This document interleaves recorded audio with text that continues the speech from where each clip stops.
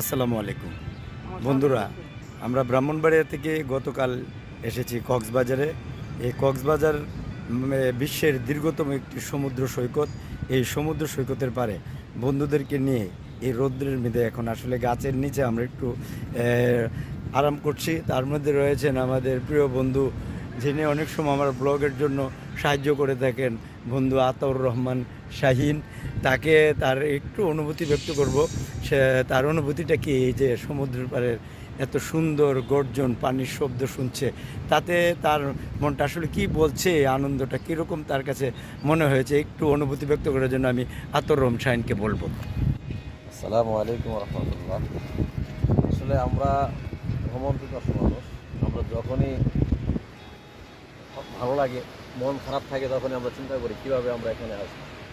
কক্সবাজার না আসলে আসলে আমাদের মনটা ভালো লাগে না। যখনই মনে কোনো অশান্তি জাগে, তখনই মন চায় যে সাগর পাড় চলে আসে। সেই সাগর পাড় আসলে মন ভালো হয়ে যায়। এত সুন্দর উত্তাল সাগর, এই সাগরকে দেখলে মন এমনিতে ভালো হয়ে যায়। আমার মন চায় যে প্রতি 2 মাস পর পর সাগর পাড়ে আসি। তো আমার ভাই নাসু ভাইকে নিয়ে এবং কাজু ভাইকে নিয়ে আমরা আসার চেষ্টা করছি। আল্লাহ তাআলা আমাদেরকে কবুল করছেন, সেজন্য আমরা আসতে পারছি। আমাদের বড় ভাই আব্দুল্লাহ ভাই আছে, আমাদের মুরব্বী এরকম একটা বড় ভাই আমাদের আছে। তো আলহামদুলিল্লাহ আমরা আসতে পারছি এবং আমার অত্যন্ত বেশি ভালো লাগতেছে যে আমরা এই সুন্দর একটা মনোরম পরিবেশে আমরা এখন সময় কাটাতে পারতেছি। আলহামদুলিল্লাহ। ধন্যবাদ আতাউর রহমান শাহিন। আজকে আমরা এই ব্রাহ্মণবাড়িয়া থেকে এত দূর থেকে এসেছি ভ্রমণ করার জন্য এই বিশ্বের দীর্ঘতম সৈকত, যার এই পানির শব্দ আসলে আমাদেরকে মনোমুগ্ধকর করে তুলেছে। শুধু আমাদেরকে নেই, বাংলাদেশের প্রতিটি নাগরিক এই সমুদ্র পাড়ে আসবে, আসলে তার কাছে যে কীরকম মনে হবে, সে সমুদ্র পাড় না আসলে এই যে পানির গর্জনের শব্দগুলো না শুনবে, সে অনুধাবন করতে পারবে না। আমরা তো বাংলাদেশে এই সমুদ্র সৈকতটি পাওয়াতে হয়তোবা আমাদের এত কষ্ট হয় না, আমরা এখানে সরাসরি এসে দেখতে পারি। এই বিশ্বের দীর্ঘতম জন্য শুধু আমরা বাংলাদেশ নয়, বাংলাদেশও বাইরের অনেক দেশের লোক এখানে এই সমুদ্র সৈকত দেখার জন্য আসে। এখন আমাদের সাথে ভ্রমণকারী ভাই, জনস্বাস্থ্য প্রকৌশলী যিনি চাকরি করেন, আমাদের প্রিয় বড় ভাই জনাব আলহাজ মোহাম্মদ আবদুল্লাহ, উনি আমাদের সাথে আজকের ভ্রমণ সাথী হয়েছেন। আমি একটু ওনার অনুভূতিটুকু জানবো যে আজকে আপনি আমাদের সাথে এই ভ্রমণ সাথী, আপনি আমাদের এই ভ্রমণটা আজকে কীরকম লাগছে আপনার কাছে, আপনি একটু অনুভূতি বলুন তো। আমি বিশেষ করে আমার শ্রদ্ধেয় বড় ভাই নাসু ভাই, ওনাকে আমি ধন্যবাদ জানাই। আমার পাশে আছে আমার ছোটো ভাই শাহিন ভাই, আমার আরেক ভাই, আমার খুব কাছের প্রিয় ভাই কাজল ভাই। আমার বন্ধুদেরকে নিয়ে যে আমি আজকে কক্সবাজার সমুদ্র সৈকতে আসতে পারছি, আমি মহান রাব্বুল আলামিনের কাছে লাখো শুকরিয়া আদায় করি, যাদের অনুপ্রেরণায় আমাদেরকে আজকে ভ্রমণটা আনন্দ দিয়েছে এবং ভ্রমণ করার জন্য জাগ্রত করেছে। তাদের জন্য আমি সবসময় দোয়া করি। আর বিশেষ করে আমাদের যে বন্ধু সাথীদেরকে নিয়ে যে আজকে সমুদ্র সৈকতের নদীর পাড়ের মেঝে এবং ঢেউয়ের যে মানে একটা যে গর্জন, এই শব্দ এবং ঝাউ গাছের নিচে বসে ছাতার নিচে বসে যে আজকে আমরা এই কক্সবাজারের দৃশ্য টুকু অবলম্বন করছি, এটা মানে বললে শেষ করার মতো না। বিশেষ করে মহান রাব্বুল আলামিনের কাছে শুকরিয়া আদায় করি যে আমাদেরকে যে এই ভ্রমণটারে এত সুন্দরময় করছে, এটা আল্লাহর কাছে শুকরিয়া আদায় করি।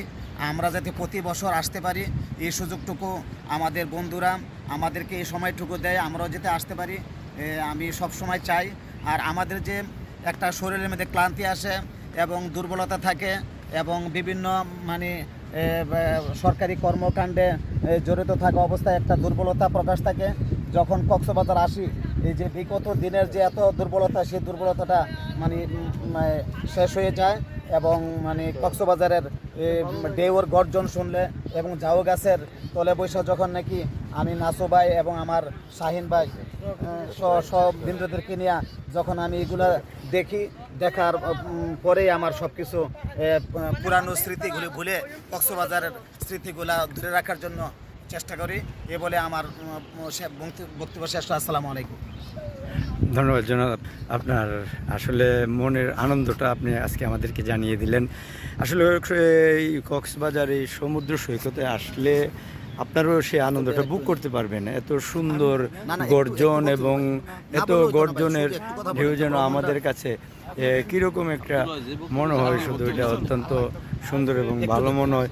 আমার এই বাল্যকালের বন্ধু, যার সাথে আমি ছোটোকালে চলেছি এবং আমরা একসাথে আমাদের গভর্নমেন্টের চাকরি হয়েছে, আমার প্রিয় বন্ধু আবুল কালাম আজাদ, সে আমাদের এই ভ্রমণ সাথীর একজন প্রিয় সাথী এবং এই ভ্রমণের একজন প্রিয় এবং অত্যন্ত আগ্রহী ভ্রমণ পিপাসু বললে চলে, জনাব আবুল কালাম আজাদ। আজকে যে আপনি আমাদের সাথে এই ভ্রমণে আসছেন, এই সমুদ্র সৈকতের ভ্রমণটা, আপনার একটু অনুভূতি আমরা শুনবো যে আসলে আপনার কাছে কীরকম লেগেছে এই যে আমাদের এই ভ্রমণটা। আলহামদুলিল্লাহ, ভালো লাগে ভ্রমণ করলে, পরিবারের সাথে ভ্রমণ করলে ভালো লাগে, সব কিছুই ভালো লাগে, দেখতে ভালো লাগে, সব কিছু চলাফেরা সব কিছু ভালো লাগে। খাবার দাবারটা দুপুরে খুব ভালো হয়েছে। হ্যাঁ, মেজবানে খানা খাইলাম, সকালবেলা সাহেব খাওয়াইলাম, ভালো লাগলো। আর কি এটাই তো দাওয়া পাওয়া। সকালে খাইলাম হ্যাঁ, সকালে খাইলাম, রাত্রে খাবো কোথায় সেটা বড় ভাই শাহিন সঠিক ঠিক করে দিবে। দুপুরে সকালবেলা খাইলাম ঝাউবনে নাস্তা, আলু গোস পরোটা। দুপুরে খাইলাম মেজবানে খাইলাম মেজবানি জামান হোটেলে। আর রাতে হোটেলের পাশে আমাদের ইয়েতে একটা খাবার খেয়ে নিব। ধন্যবাদ আমাদের বন্ধুদেরকে, আসলে তারাও খুব উৎসাহী এবং সুন্দর। আমরা আসলে এই যে ভ্রমণে আসি, আমরা আমাদের যে একটা আনন্দ, সেই আনন্দটা আসলে আপনিও ভোগ করতে পারেন, আপনারাও ভ্রমণ করবেন।